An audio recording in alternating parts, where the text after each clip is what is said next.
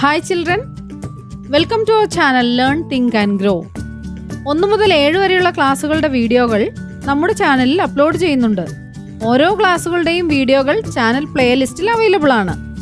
ഓരോ ക്ലാസ്സുകളുടെയും പ്ലേലിസ്റ്റ് ലിങ്കുകൾ വീഡിയോയുടെ താഴെ ഡിസ്ക്രിപ്ഷൻ ബോക്സിൽ നൽകിയിട്ടുണ്ട്. ഡിസ്ക്രിപ്ഷൻ ബോക്സിൽ ചാനലിൻ്റെ ഇമെയിൽ ഐഡിയും വാട്സാപ്പ് നമ്പറും കൊടുത്തിട്ടുണ്ട്. ഏതെങ്കിലും ക്ലാസ്സുകൾ ലഭിക്കുന്നില്ല എങ്കിൽ വാട്സാപ്പിൽ കോൺടാക്ട് ചെയ്യാവുന്നതാണ്. ഇനി നമുക്ക് വീഡിയോയിലേക്ക് പോകാം.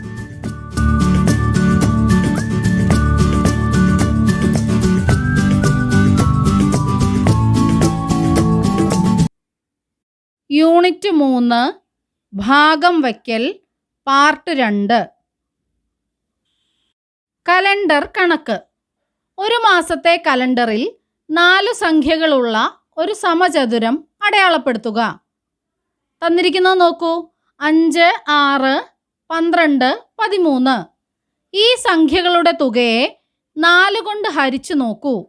ഇത്തരം സമചതുരങ്ങൾ വേറെ എടുത്ത് ഇതുപോലെ ചെയ്തു നോക്കൂ. കിട്ടിയ സംഖ്യയ്ക്ക് ആദ്യത്തെ കളത്തിലെ സംഖ്യയുമായി എന്ത് ബന്ധമാണ് ഉള്ളത്? എന്താണ് പറഞ്ഞിരിക്കുന്നത്? കലണ്ടറിലുള്ള ഒരു സമചതുരം എടുക്കുക. സമചതുരത്തിലുള്ള സംഖ്യകൾ, അവയുടെ തുക കാണുക. തുകയെ 4 കൊണ്ട് ഹരിച്ചു നോക്കുക. എളുപ്പത്തിൽ എങ്ങനെ തുക കാണാം? സംഖ്യകൾ ഏതൊക്കെയാണ്? 5, 6, 12, 13. 5, 5നെ 5 എന്ന് തന്നെ എഴുതി. 6നെ 5 + 1 എന്ന് എഴുതാം. 12നെ 5 + 7 എന്ന് എഴുതി. 13നെ 5 + 8 എന്ന് എഴുതി. എത്ര അഞ്ചുകളുണ്ട്? 4 അഞ്ചുകളുണ്ട്. 5 ഗുണിക്കണം 4 കൂട്ടണം 7ഉം 8ഉം ഒന്നും കൂടെ കൂട്ടിയാലോ 16 ആണ്. 5 ഗുണിക്കണം 4 കൂട്ടണം 16. അതാണ് തുക എന്ന് പറയുന്നത്. ഇനി എന്താണ് ചെയ്യേണ്ടത്? ഈ തുകയെ 4 കൊണ്ട് ഹരിക്കുക. 5 ഗുണം 4 എത്രയാണ്? 20 ആണ്. 20നെ 4 കൊണ്ട് ഹരിക്കുക. അതിനോട് 16നെ 4 കൊണ്ട് ഹരിച്ചത് കൂട്ടുക. 20നെ 4 കൊണ്ട് ഹരിക്കുമ്പോൾ 5 എന്ന് ഉത്തരം കിട്ടും. 4 ആണല്ലോ 20. അപ്പോൾ 5 എന്ന് ഉത്തരം കിട്ടും. 16നെ 4 കൊണ്ട് ഹരിച്ചാൽ 4 എന്ന് ഉത്തരം കിട്ടും. 4 4 ആണ് 16. 5 കൂട്ടണം 4 9 എന്നാണ് ഉത്തരം കിട്ടുക. ഈ ഉത്തരത്തിന് ആദ്യ കളത്തിലെ സംഖ്യയുമായി എന്തു ബന്ധമാണുള്ളത്? 9ന് എന്ത് ബന്ധമാണുള്ളത്? 5നോട് 4 കൂട്ടുന്നതാണ് 9. ആദ്യ കളത്തിലെ സംഖ്യ 5 ആണ്.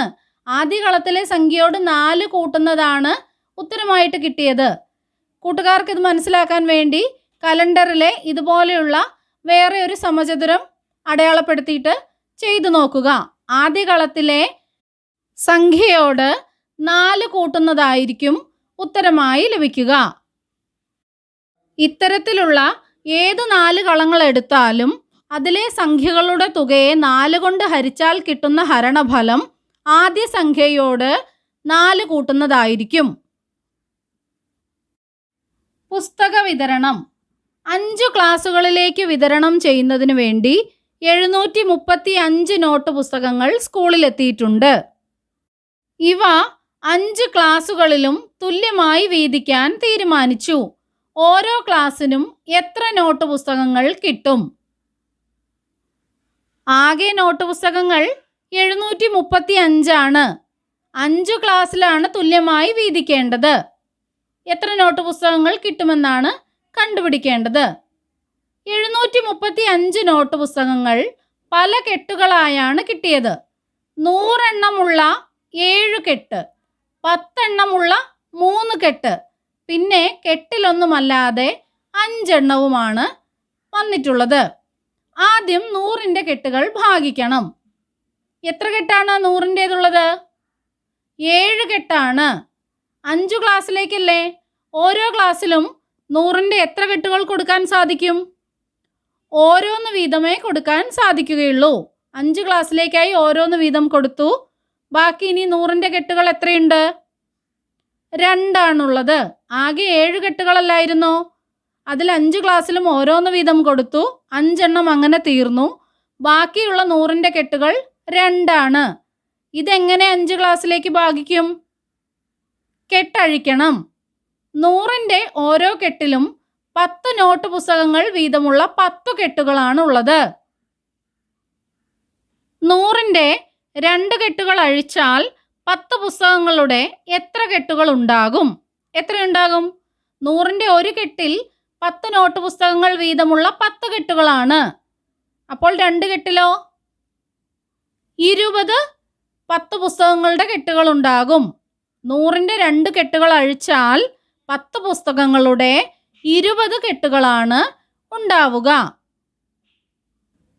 10ന്റെ കെട്ടുകൾ നേരത്തെ തന്നെ എത്രയുണ്ടായിരുന്നു? 3 10ന്റെ കെട്ടുകൾ ഉണ്ടായിരുന്നു. ഇപ്പോൾ 10ന്റെ കെട്ടുകൾ ആകെ എത്രയാണ്? 100ന്റെ കെട്ടുകൾ അഴിച്ചപ്പോൾ 20 കെട്ട് കിട്ടി.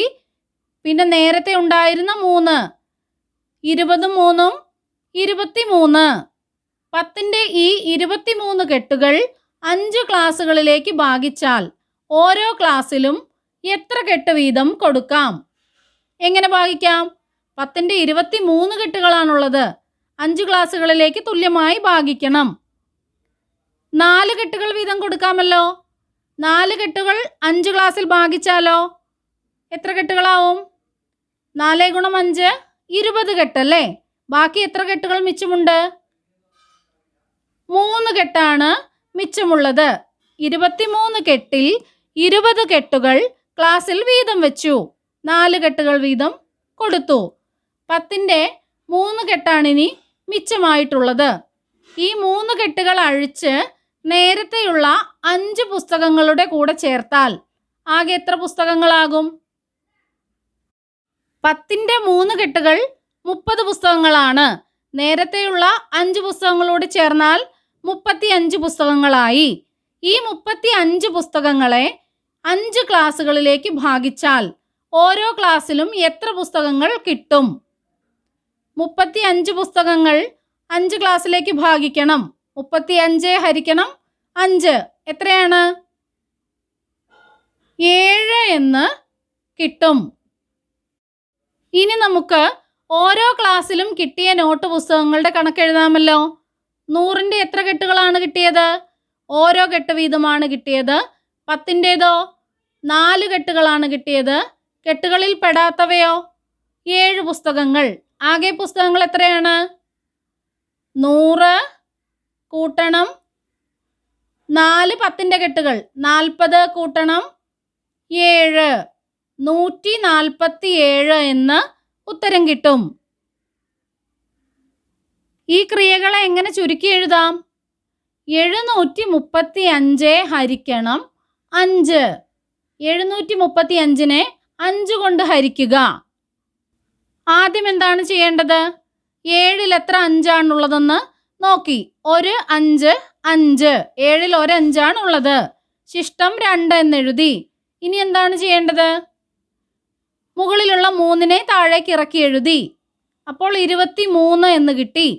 23ൽ എത്ര 5 ഉണ്ട്? 4 5 ആണുള്ളത്. 4 5 20 എന്നെഴുതി. 23ൽ നിന്ന് 20 കുറയ്ക്കുക. അപ്പോൾ എത്ര കിട്ടും? 3 ആണ്. ഇനി എന്താണ് ചെയ്യേണ്ടത്? 5നെ താഴേക്ക് ഇറക്കി എഴുതണം. 35. എത്ര 5 ആണ് 35? 7 5 ആണ് 35. ഉത്തരം കിട്ടിയില്ലേ? 147 എന്ന് ഉത്തരം കിട്ടി. 735നെ 5 കൊണ്ട് ഹരിച്ചാൽ 147. ഒരു ക്ലാസ്സിൽ കിട്ടിയ ആകെ പുസ്തകങ്ങളുടെ എണ്ണമാണ് 147. വീണ്ടും ഒരു കലണ്ടർ കണക്ക്. ഒരു മാസത്തെ കലണ്ടറിൽ 9 സംഖ്യകളുള്ള ഒരു സമചതുരം വരയ്ക്കുക. ഇതിലെ സംഖ്യകളുടെ തുകയെ 9 കൊണ്ട് ഹരിച്ചു നോക്കുക.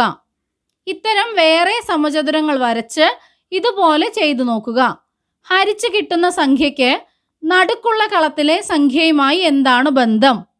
ആദ്യ കളത്തിലെ സംഖ്യയുമായി എന്താണ് ബന്ധം? തന്നിരിക്കുന്ന സംഖ്യകളുടെ തുക കാണുക. എത്രയാണ്? തന്നിരിക്കുന്ന സംഖ്യകളെല്ലാം കൂട്ടി നോക്കിയാൽ 99 എന്ന് ഉത്തരം കിട്ടും. ഇനി എന്താണ് ചെയ്യേണ്ടത്? തുകയെ 9 കൊണ്ട് ഹരിച്ചു നോക്കുക. 99 ഹരിക്കണം 9 എത്രയാണ്? 11 എന്ന് ഉത്തരം കിട്ടും. ഇപ്പോൾ കിട്ടിയ ഉത്തരത്തിന് സമചതുരത്തിൻ്റെ മധ്യത്തിലുള്ള സംഖ്യയുമായി എന്താണ് ബന്ധം? ഒരേ സംഖ്യയാണല്ലേ. സമചതുരത്തിൻ്റെ നടുക്കുള്ള സംഖ്യ 11 അതേ സംഖ്യയാണ് നമുക്ക് തുക കണ്ടിട്ട് തുകയെ 9 കൊണ്ട് ഹരിക്കുമ്പോഴും കിട്ടുന്നത്. ഇനി ആദ്യ കളത്തിലെ സംഖ്യയുമായി എന്താണ് ബന്ധം? ആദ്യ കളത്തിലെ സംഖ്യ ഇവിടെ ഏതാണ്? 3 3മായി എന്താണ് ബന്ധം? 3നോട് 8 കൂട്ടുന്നതാണ്. ആദ്യ കളത്തിലെ സംഖ്യയോട് 8 കൂട്ടുന്നതും നടുക്കുള്ള ഏത് സംഖ്യയാണോ അതേ സംഖ്യയാണ് ഹരണഫലമായി നമുക്ക് ലഭിക്കുന്നത്. കലണ്ടറിൽ നിന്ന് 9 അക്കങ്ങളുള്ള മറ്റൊരു സമചതുരം കണ്ടെത്തി കൂട്ടുകാർ ചെയ്തു നോക്കില്ലേ? ചെയ്തു നോക്കണം. മാന്ത്രിക ചതുരം. 3 വരിയും 3 നിരയുമുള്ള മാന്ത്രിക ചതുരമാണ് തന്നിരിക്കുന്നത്. ഈ മാന്ത്രിക ചതുരത്തിലെ സംഖ്യകളുടെ തുക എത്രയാണ്? ലഭിച്ച തുകയെ 9 കൊണ്ട് ഹരിക്കുക. ഇപ്പോൾ കിട്ടിയ സംഖ്യ ഏതാണ്? നോക്കൂ, മാന്ത്രിക ചതുരമാണ് തന്നിരിക്കുന്നത്. സംഖ്യകളുടെ തുക 45. 45നെ 9 കൊണ്ട് ഹരിക്കുക. എത്രയാണ് ഉത്തരം? 5 ഉത്തരമായി ലഭിച്ചത്. 5 എന്നത് മാന്ത്രിക ചതുരത്തിലെ നടുക്കുള്ള സംഖ്യയാണ്. 3 വരിയും 3 നിരയുമുള്ള എല്ലാ മാന്ത്രിക ചതുരത്തിനും ഇത് ശരിയാണോ എന്ന് കൂട്ടുകാർ പരിശോധിച്ച് നോക്കുക. രാജു, റഹീം, ബെന്നി എന്നിവർ ഒരുമിച്ച് ചെയ്ത ഒരു ജോലിക്ക് കൂലിയായി ആകെ 960 രൂപ കിട്ടി. തുല്യമായി വീതിക്കുമ്പോൾ ഓരോരുത്തർക്കും എത്ര രൂപ വീതം കിട്ടും? എന്താണ് ചെയ്യേണ്ടത്? ആകെ എത്ര രൂപയാണ് കിട്ടിയത്? 960 രൂപയാണ് കിട്ടിയത്. എത്ര പേരാണുള്ളത്? 3 പേരാണുള്ളത്. 3 പേർക്കുമാണ് തുല്യമായി വീതിക്കേണ്ടത്. എന്ത് ചെയ്യണം? 960 ഹരിക്കണം 3. ഹരിച്ചു നോക്കൂ, എത്രയാണ് ഉത്തരം കിട്ടുന്നത്? 320 എന്ന് ഉത്തരം കിട്ടും. സമചതുരാകൃതിയിലുള്ള ഒരു തോട്ടത്തിൻ്റെ ചുറ്റളവ് 884 മീറ്ററാണ്. തോട്ടത്തിൻ്റെ ഒരു വശത്തിൻ്റെ നീളം എത്രയാണ്? സമചതുരാകൃതിയിലുള്ള തോട്ടമല്ലേ? സമചതുരാകൃതിയിലാണെങ്കിൽ തോട്ടത്തിൻ്റെ 4 വശത്തിൻ്റെയും നീളം ഒരുപോലെ ആയിരിക്കുമല്ലേ? 884 മീറ്ററാണ് ചുറ്റളവ്. 4 വശങ്ങളാണ് ഉള്ളത്. 884 ഹരിക്കണം 4. അപ്പോൾ ഒരു വശത്തിൻ്റെ നീളം കിട്ടും. കൂട്ടുകാർ ഹരിച്ചു നോക്കൂ, 221 എന്ന് ഉത്തരം കിട്ടും. 4 പേർ ചേർന്ന് നടത്തിയ ഒരു യാത്രയിൽ 856 രൂപ ചിലവായി. എങ്കിൽ ഓരോരുത്തർക്കും എത്ര രൂപ ചിലവായി? 4 പേരാണ് യാത്ര നടത്തിയത്. ആകെ എത്ര രൂപയാണ് ചിലവായത്? 856. അപ്പോൾ ഓരോരുത്തരും എത്ര രൂപ വീതം കൊടുക്കണം? 856 ഹരിക്കണം 4. എത്രയാണ് ഉത്തരം കിട്ടുക? 214 എന്ന് ഉത്തരം കിട്ടും. കൂട്ടുകാർ ഹരിച്ചു നോക്കുക. ജെയിംസ് തൻ്റെ വീട്ടിലേക്ക് 2 തരം CFL ബൾബുകൾ 5 എണ്ണം വീതം വാങ്ങിച്ചു.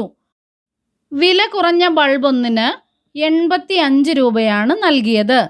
ആകെ വില 1000 രൂപയായി.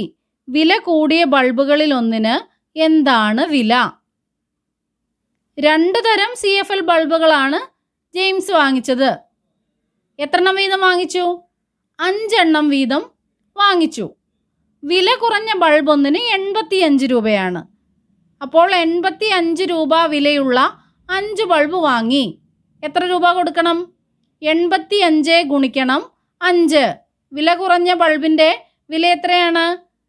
5 ബൾബിന് 425 രൂപയാണ്. 85 രൂപ വിലയുള്ള 5 ബൾബിൻ്റെ വില 425. എത്ര രൂപയാണ് ജെയിംസ് ആകെ കടയിൽ നൽകിയത്? 1000 രൂപയല്ലേ? 1000-ൽ നിന്ന് 425 കുറയ്ക്കുക. എത്രയാണ് കിട്ടുന്നത്?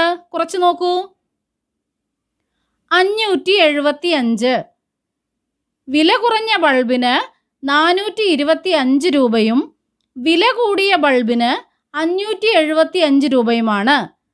575 രൂപ വില കൂടിയ 5 ബൾബിൻ്റെ ആകെ വിലയാണ്. ഇതിൽ നിന്ന് വില കൂടിയ ബൾബിൽ ഒന്നിനെന്താണ് വില എന്നാണ് നമുക്ക് കണ്ടെത്തേണ്ടത്. 575 ഹരിക്കണം 5 ചെയ്തു നോക്കൂ. ഒരു UP സ്കൂളിലേക്ക് ഒരേ വിലയുള്ള 6 ക്ലോക്കുകൾ വാങ്ങി. ആകെ 924 രൂപയായി. ഇനി ഇതേ വിലയുള്ള 7 ക്ലോക്കുകൾ കൂടി വാങ്ങാൻ എത്ര രൂപ വേണ്ടിവരും? ആദ്യം വാങ്ങിയ ക്ലോക്കുകളുടെ എണ്ണം 6 ആണ്. അതിനാകെ എത്ര രൂപയായി? 924. അപ്പോൾ ഒരു ക്ലോക്കിൻ്റെ വില എങ്ങനെ കണ്ടുപിടിക്കാം? 924 ഹരിക്കണം 6 എത്ര കിട്ടും? ചെയ്തു നോക്കൂ. 154 എന്ന് ഉത്തരം കിട്ടും. 924 ഹരിക്കണം 6 154 ആണ്. ഇനി എന്താണ് ചെയ്യേണ്ടത്? ഇതുപോലെയുള്ള 7 ക്ലോക്കുകൾ കൂടി വാങ്ങണം. അതിന് എത്ര രൂപ വേണ്ടിവരും? ഒരു ക്ലോക്കിൻ്റെ വില 154 ആണ്. അതുപോലെ 7 ക്ലോക്കുകൾ കൂടി വാങ്ങണം. 154 ഗുണിക്കണം 7 എത്രയാണ് കിട്ടുക? ചെയ്തു നോക്കൂ. സ്കൂൾ കുട്ടികൾക്കുള്ള പാൽ വിതരണത്തിന് ഒരു കുട്ടിക്ക് 150 മില്ലി ലിറ്റർ പാലാണ് വേണ്ടത്. 20 കുട്ടികൾക്ക് കൊടുക്കാൻ എത്ര ലിറ്റർ പാൽ വേണം? എങ്ങനെ കണ്ടുപിടിക്കാം? 150 മില്ലി ലിറ്റർ പാലാണ് ഒരു കുട്ടിക്ക് വേണ്ടത്. 20 കുട്ടികൾക്കാണ് പാൽ കൊടുക്കേണ്ടത്. എത്ര ലിറ്റർ പാലാണ് വേണ്ടത്? 150-നെ 20 കൊണ്ട് ഗുണിക്കുക. എത്രയാണ് കിട്ടുക? 150-നെ 20 കൊണ്ട് ഗുണിച്ചാൽ 3000 എന്നാണ് കിട്ടുക. ഉത്തരമായോ? എത്ര ലിറ്റർ പാൽ വേണമെന്നാണ് ചോദിച്ചിരിക്കുന്നത്. 1 ലിറ്റർ എന്നാൽ 1000 മില്ലി ലിറ്റർ ആണ്.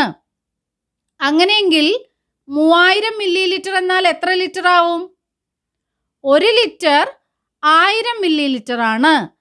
3000 മില്ലി ലിറ്ററോ? 3 ലിറ്റർ ആണ്. 3 ലിറ്റർ പാലാണ് 20 കുട്ടികൾക്ക് കൊടുക്കാൻ വേണ്ടത്. ഒരു സ്കൂളിൽ ഒരു ദിവസത്തേക്ക് 54 ലിറ്റർ പാൽ വേണം. സ്കൂളിൽ എത്ര കുട്ടികൾക്കാണ് പാൽ നൽകുന്നത്? ഒരു ദിവസം എത്ര ലിറ്റർ പാലാണ് വേണ്ടത്? 54 ലിറ്റർ പാലാണ്.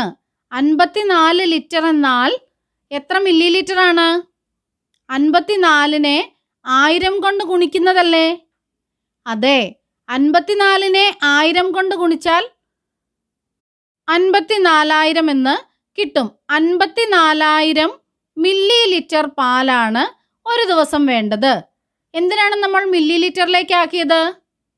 ഒരു കുട്ടിക്ക് 150 മില്ലി ലിറ്റർ പാലല്ലേ കൊടുക്കുന്നത് ഒരു ദിവസം? അതെ, എത്ര കുട്ടികളെയാണെന്നാണ് കണ്ടെത്തേണ്ടത്. 54000 ഹരിക്കണം 150. എങ്ങനെ ഹരിക്കാം? 54000-നെ 150 കൊണ്ട് ഹരിക്കാൻ 5400-നെ 15 കൊണ്ട് ഹരിച്ചാൽ മതി. 5400 ഹരിക്കണം 15 എത്ര കിട്ടും? 360 എന്ന് കിട്ടും. സ്കൂളിലെ കുട്ടികളുടെ എണ്ണം 360 ആണ്.